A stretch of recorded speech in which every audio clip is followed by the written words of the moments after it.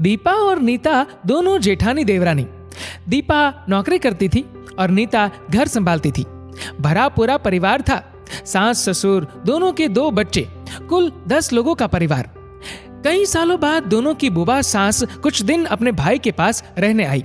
सुबह उठते ही बुआ जी ने देखा दीपा जल्दी जल्दी अपने काम निपटा रही थी। नीता ने सबका नाश्ता टिफिन बनाया, जिसे दीपा ने सबको परोसा। टिफिन पैक किया और चली गई ऑफिस। नीता ने फिर दोपहर का खाना बनाया और बैठ गई थोड़ा सास और बुआ सास के पास। बुआ जी से रहा नहीं गया, बोली, छोटी बहू, तेरी जेठानी तो अच्छा हुक्म चलाती है तुझ पर। सुबह से देख रही हूँ रसोई घर में तू लगी है और वो महारानी दिखावा करने के लिए सबको नाश्ता परोस रही थी, जैसे उसी ने बनाया हो। नीता और सास ने एक दूसरे को देखा।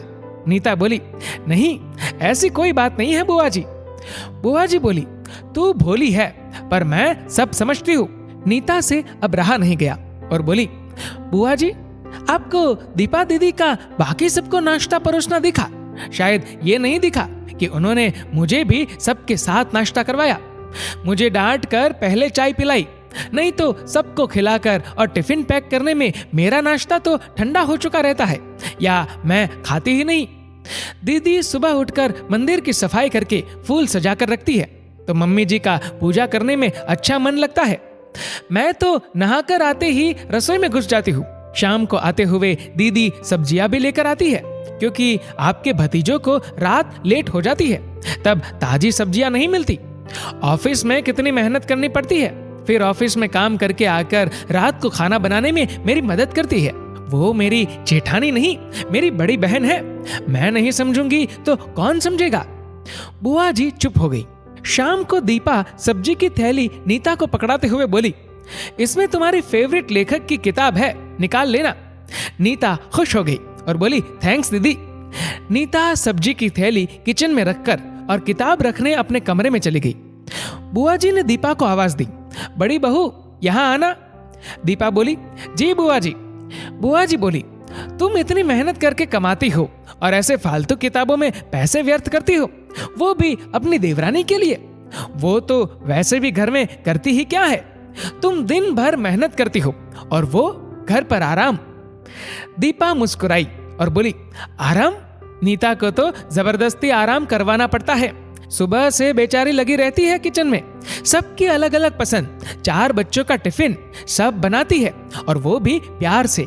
सुबह की चाय पीने का भी सूद नहीं रहता उसे।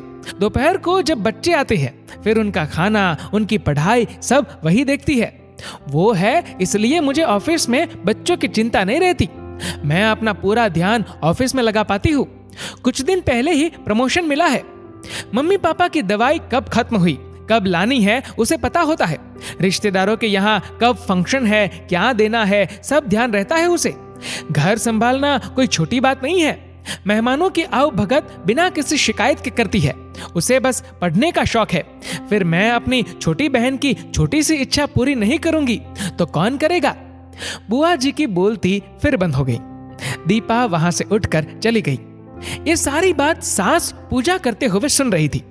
बुआ जी के पास आकर बोली, जीजी, ये दोनों देवरानी जेठानी सगी बहन जैसी है और एक दूसरे का अधूरापन पूरा करती है।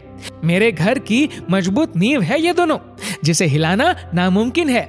ऐसी बातें तो कई लोगों ने दोनों को पढ़ाना चाहिए, पर मजाल है दोनों ने सामने वाले की बोलती बंद ना की हो। और सास मुस्कुरा दी।